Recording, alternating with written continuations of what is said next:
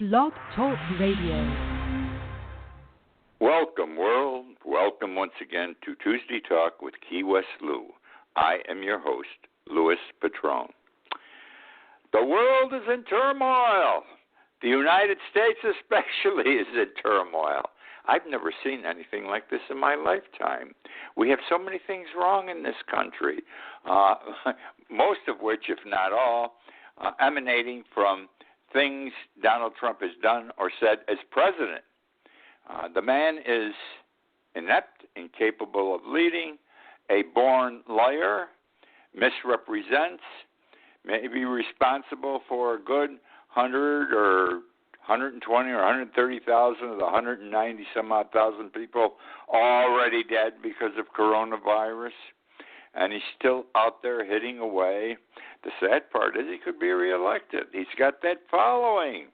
You know, it's generally 43%. It dropped into the high 30s for a little bit. Now it's up to 46, 47.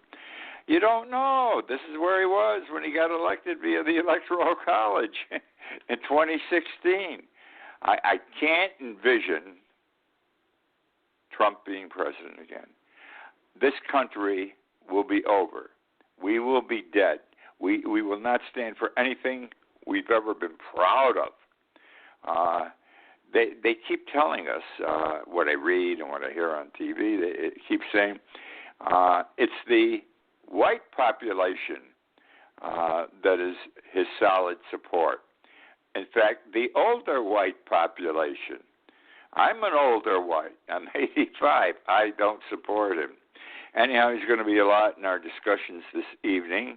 We're going to travel through tonight Nevada, Arizona, Washington, D.C., Israel, the United Arab Emirates, Bahrain, Oregon, Utica, New York, and Key West. Let's hope we get to all these cities. We never get to them. I always have more material than I need.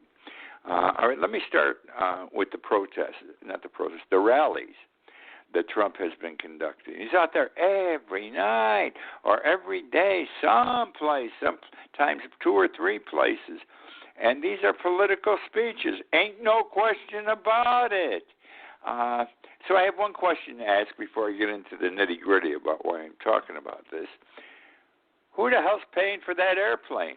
Are those taxpayer dollars that are going to transport him to here, there, and everywhere?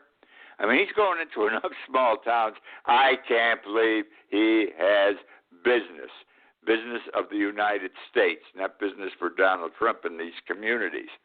So are we paying for Air Force One? Technically, if he uses it for personal things, he's supposed to reimburse. He's supposed to reimburse the cost. That's how it's done, unless he gets his own plane. This guy's a cheapskate. He'll never reimburse, and he's getting away with it. And I talked about this about 2 months ago, and he's just doing a little bit. Now he's going crazy. He's spending your money and my money to campaign. Campaign all you want, Donald. Don't use my dough, period. Now, what am I upset about with these political rallies here? He's had trouble in the last 48 to 72 hours being qualified to speak at a rally in Nevada and Arizona. These states have laws they passed which indicate that any gathering of more than 50 persons cannot be held because of the coronavirus problem. We just won't let it go. More than 50, you can't do it. Hell, Cuomo's called off weddings in New York State of more than 50 people. Of course, the federal court knocked him down on it, and the case is on appeal. But here, Trump's bringing in 2,000, 3,000, 4,000 people, and he's got a problem with the law. How does he deal with it? And here's what his people came up with. Beautiful. In Newark, and he did this on open TV. You could see, I heard it 2 days ago in Newark. I heard it yesterday in Arizona. He says this is a peaceful protest because a peaceful protest is exempt under the law prohibiting a gathering of more than 50 people. So we labeled ourselves when we filed our papers for this event as a peaceful protest, and no one's bothered us. Then yesterday in Arizona, he says, tonight is a round table. A round table. We're not having a rally. This is a round table. Another exemption to the law in Arizona, limiting the attendance to 50 people or less. And he's proud of this.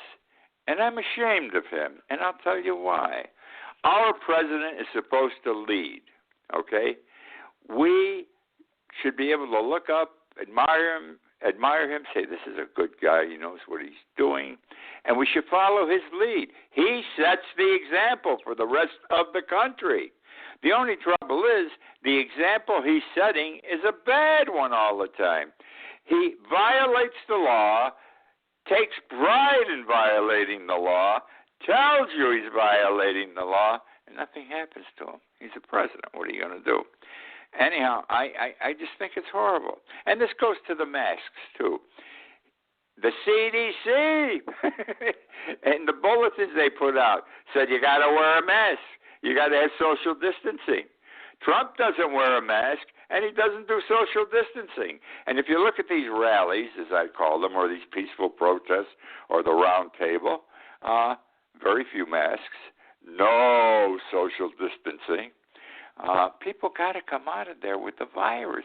They've got to be attacked and come down with coronavirus in about 14 days.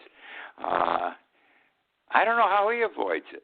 I heard him say on TV last night, someone asked that question on the side, and he got picked up. He said, I'm way behind. I don't get close to the people. I stand up there when I talk.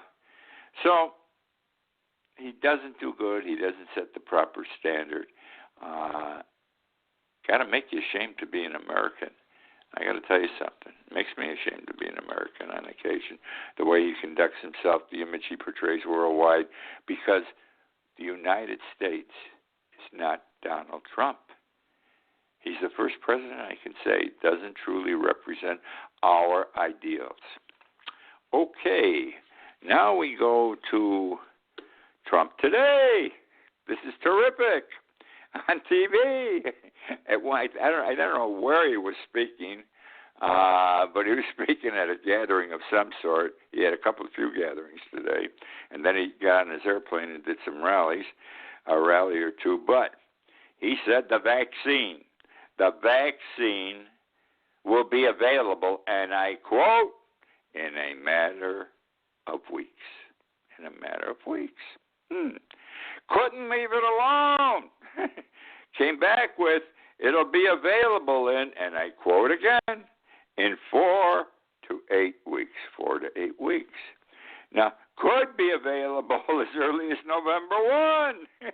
Wouldn't that be wonderful? He's going to announce a vaccine just before the election. Say, see, I did it, I told you. Let me tell you what's happening. Impossible to come out with a vaccine that people can take and not be concerned about their health within 30 days or 60 days. These things take about 4 years on an accelerated basis. I can see it getting done in a year or two because they got so many people working on it in so many different countries. Now, if you recall, the past couple of weeks, we've been told the company who's into this in England so far has been having the best success, and it's thought that their vaccine might be the one to do it. And they're into testing now. It's the initial phases of testing. It's not testing 300,000 people or anything like that, but they're testing. It was announced today by that company that it was ceasing their testing because something's wrong. Because someone they injected, a woman they injected with the vaccine, her spine is totally inflamed. Apparently this is very serious if your spine is inflamed, and it leads to other bad stuff. I'm not a doctor, but they're stopping their investigation to see whether it's okay for people to be injected. And that's where that is. Why do you got to give false hope to people? It isn't going to be there. We've got to live with this.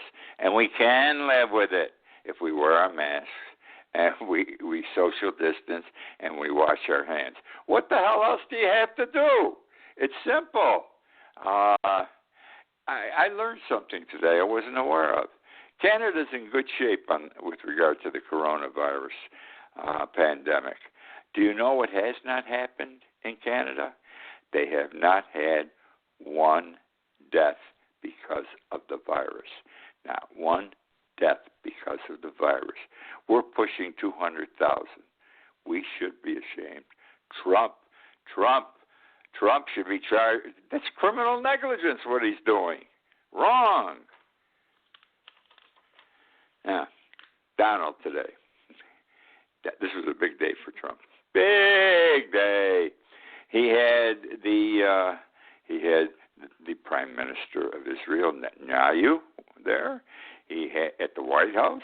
He had the foreign ministers of, it was the Bahrain and the United Arab Emirate. The foreign ministers, not the leaders of those two countries. Note that, and you'll understand in a minute why I'm telling you to note it, keep it in mind. And the purpose was to sign an accord for a Middle East peace agreement. And Donald did this up big on the South Lawn. My God. He's very impressive. I got to tell you, he does it up big. He's very impressive. But he says, this is the, I think he called it the flower of peacemaking. Understand, Trump wants the Nobel Peace Award. He wants the Nobel Peace Prize. He was nominated for it by a legislator from Norway, from the North country of Norway, who's a far-right individual, but he threw, apparently anybody can nominate, he threw Trump's name in for being a peacemaker. Now, this adds to it. I mean, Trump had his tongue out today.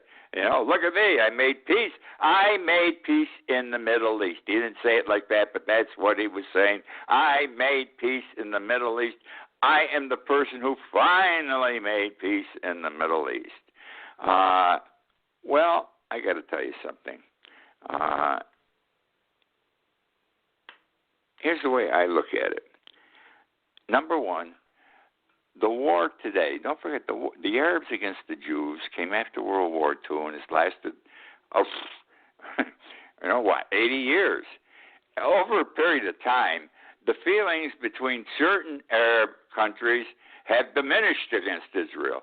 In fact, they do business with each other, some of them. On the surface, they say, we hate you, but they're doing business. Money's money.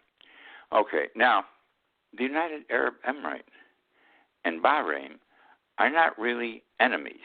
They may technically be enemies of Israel today. The country where the war is involved is Palestine, the Palestinians. They're the ones who lost their land. The other Arab countries have supported the Palestinians all these years. The Palestinians were not invited. The Palestinians didn't sign any peace agreement today. The Palestinians have been saying all week, including today, we don't agree with this, we are opposed to it, it's wrong. Now I ask you, how can you have a Middle East peace accord if Palestine, the Palestinians, are not involved? It's clear.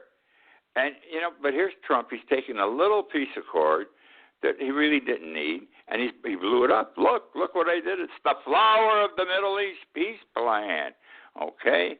Bad situation. Bad situation. I'd say in 6 months to a year, we're going to find out that this is all bullshit, what he did here. There was another thought I had on this. I can't recall what it was. He should have, if you didn't have Palestine there, this is a joke. That's number one. He's trying to sell a false situation to the world with a peace plan with two countries that basically get along with Israel today. The purpose of this is to open embassies and do more business together. They're doing business without opening embassies. This thing's a fraud. I got to come back to it. It is a fraud. And I was wondering too. Did you notice, if you watch this on TV, when they sat down to sign the agreement? Now you had three countries there: the representatives of three countries should sign. Who was sitting in the middle of them, and who signed to? Donald Trump. Now, why the hell does the President of the United States have to sign this? Let him take credit. I'm the one who brought these people together. My people did it. But what's he doing signing this agreement between three countries we don't have a problem with, or we're supposedly not having a problem with? Netanyahu is a bad guy. He's helped the Jewish people tremendously. I mean, this guy's a fighter. He's a brute. He's like Trump. He's a brute. But he's a brute who is not afraid to fight. Whereas Trump, he puts his tail between his legs and turns around and walks away if the conflict's going to get face to face. He says, I'm not afraid of anything. This guy's afraid of everything unless he controls the whole situation, so he will not in any way be hurt. Now, let me tell you something about Netanyahu, and I particularly like him, and the reason I particularly like him is this. At least with coronavirus, he's done something. In the spring, when the virus hit Israel, he closed down the entire country for 3-4 weeks, I forget how long, because he wanted to get ahead of the virus, and he did. And things got better. But as with many other countries, there are surges going on. And it's probably because, I think it is, that, the people have been good for several months. Some people wear masks, they social distance, and the virus has come under control. Now it's okay for them to stand at bars next to each other, breathe on each other, cough in a room with other people, don't wear a mask, and the bug comes back. This bug's terrific. It could kill the whole world. Look, it's almost killed 200,000 of our people. So I give him credit for it, though, because this week, you know what he said? He's going back into another 3-week shutdown. Yes. Trump won't go in. This is a nationwide shutdown in Israel. Would Donald Trump ever have a nationwide shutdown in the United States? And we've got the numbers to justify a national shutdown. But he says, no, now he's going to do it for 3 weeks because of the surge. He may extend it even more if it doesn't come under control.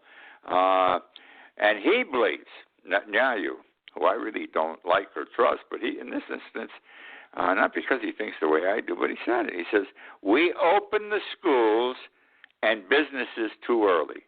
Too soon were the two words he used. We open schools and businesses too soon, all right?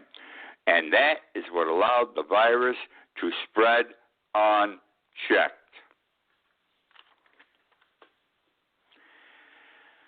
Okay, 9/11. A lot of people, almost 3,000 people died because of 9/11. Not all of them because the plane hit the tower. A lot of them were first responders. Firemen, policemen, volunteers, medical people who were in there trying to help people, save people. And they got killed sometimes by the building falling on them. A couple of months later by something they breathed in down the road. Many of them became sick because of what they inhaled. And now here it is, 19 years later, and people are still getting sick who were first responders. They were fine till now. Now they're coming down with this inhalation thing, and they have the same, they exhibit the same symptoms as those who got it right away, the first responders. Now, after much fighting following 9/11, because we are a cheap country at heart, when you look at how the Senate still hasn't passed a stimulus bill, even when the Democrats wouldn't agree with, they aren't putting anything on the floor. Finally, they came out with a program whereby money was made available to first responders who got sick. All their medical bills were paid. And the Treasury Department, this is billions of dollars, by the way, the Treasury Department would oversee this, okay, pay the bills. Well, it turns out the bills aren't all getting paid. The bills are not all getting paid. It seems the fund is missing something like $4 billion. $4 billion. And nobody knows where it went. All right? And so the Congress isn't taking seriously the application by the people who are getting sick now to be covered, because they're not covered under this law that was passed years ago. Where'd the $4 billion go? Now, let me raise another thing. I have raised what I'm going to share with you now. I've shared it before, several times in writing over the years, several times in this show, just in passing. The Pentagon, the Defense Department, they piss money away. It's the only way I can describe it. They piss not millions away, not billions away, trillions of dollars, my friends. They waste. Nobody knows where the money went, okay? Now, in 2016, there was a general, and you can't blame Trump for what I'm going to share on this point now. In 2016, there was a report that came out that went as far back as 1991, which showed that the Defense Department had $6.5 trillion it could not account for. $6.5 trillion could not account for. They don't know where it went. They don't have receipts. They don't have a tracking system. Then, in 2018, the government, I think it was Congress, or maybe it was the executive branch, now we're involved with Trump, hired Ernst & Young, big-time accountants, the best of the best, okay, and some other smaller private firms to do an independent audit of the books of the Department of Defense. Now involved was the $6.5 trillion and a few more trillion since Trump became president in 2 years. Money's going out. Nobody knows where it goes. And this was Ernst & Young's report. They said the records were riddled with so many bookkeeping deficiencies, irregularities, and errors that a reliable audit was impossible. I repeat it. The records were riddled with so many bookkeeping deficiencies, irregularities, and errors, a reliable audit was impossible. They couldn't trace the money. They couldn't trace the money. What? Whoever did this, the people who did it, the way it's being done is terrific. Now, there's got to be, when you got trillions of dollars missing, people are on the take. I don't care whether they're in our Congress or they're just people who work in Washington or some of them are in the military. Some of that money went to buy warlords, I'm sure, in Afghanistan. I've read about this. But where'd all that money go? Who got it? Who got this money? That's a lot of dough.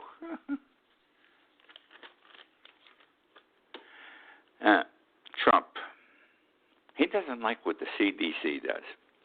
Because the CDC, they're part of the executive branch somehow, but they've generally been treated by presidents as being independent. They are scientists. They are medical people. They guide us medically in this country. And what they say is generally taken as gospel. People don't argue with them like Trump does, but Trump has argued with everyone. The FBI, the Department of Justice, this one, that one, which is wrong too. But anyhow, the CDC has been coming out with weekly reports regarding coronavirus. And they say what they think. And Trump doesn't agree. And he gets irritated. Though Fauci is not a member of the CDC, it galls Trump when Trump says, we've turned the corner, things are flat, we're going to have a vaccine. And then Fauci goes on TV and he says, not going to have the vaccine in 3 months or 2 months. Lucky to have it next year. And he calls a spade a spade. He doesn't fool around, Fauci. And then Trump gets mad at him for doing that. That's why you haven't seen Fauci on TV in months. Part of that group, daily group, the reports. Anyhow, here's the new rule that came down. The CDC must now submit those reports to the Department of Health and Human Services, who will review, delete, censor, add to, whatever they think is necessary before the report goes to the public. So we're not going to get the absolute truth. We're going to get Trump's whitewashed truth because he can't take the truth. And that's obvious if look at what Woodward, these quotes coming out of Bob Woodward's book that's going to be available for sale next week.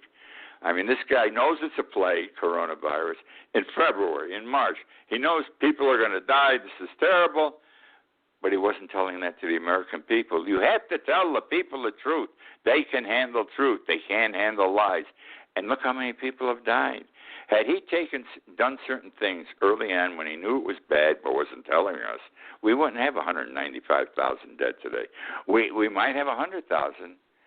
I've heard as low as 30 or 40,000 would be dead, but it would be nowhere near the number it is today, which is an absolute disgrace.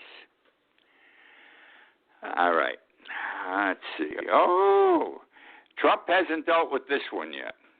It was reported this past week by the, the Department of Health Services. No, it isn't Health Services. Homeland Security, I'm sorry. The Department of Homeland Security, okay? They have an annual Homeland Threat Assessment. And they said that they are going to be reporting in this year's annual Homeland Threat Assessment, okay, they are going to label white supremacists. Is Donald a white supremacist in his thinking? He may not professionally, legally belong to any of their organizations. Undoubtedly, though, a white supremacist, okay? They are going to label the white supremacists as the most serious terror threat facing the United States today. White supremacists as the most serious terror threat facing the United States today. Amazing. I don't know if he'll let it publish, but that's what's supposed to be coming out. And part of the report says that the threat is considered more significant than the immediate danger from foreign terrorists. The threat from white supremacists is considered more significant than the immediate danger from foreign terrorists.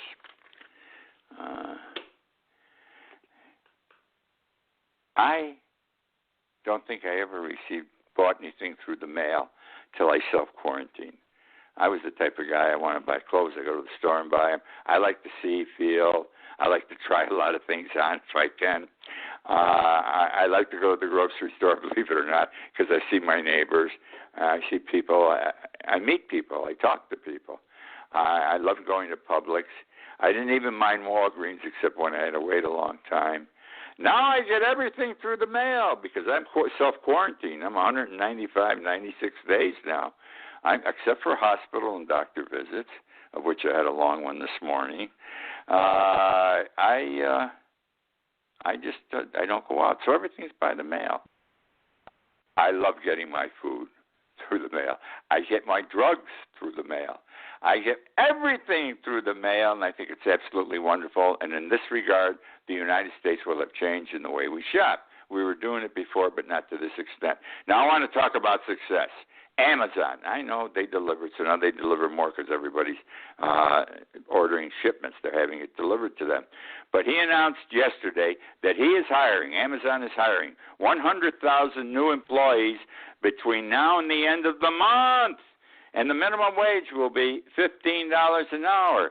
He also has either constructed or renovated 100 new buildings that he's going to use to operate out of by the end of September, by October 1st each time. Isn't that amazing? Bezos' his name, he represents the wave of the future. It's here today as to how we're going to do commercial business. That, my friends, is the show for tonight. I hope you enjoyed. I love doing this show. I absolutely love doing it. I'm glad you come back. Many of you come back, and a lot of you are new. The numbers, wild. Thank you. Thank you for joining me. I know you don't all agree with me, but I'm glad you listen. I look forward to being with you again next week.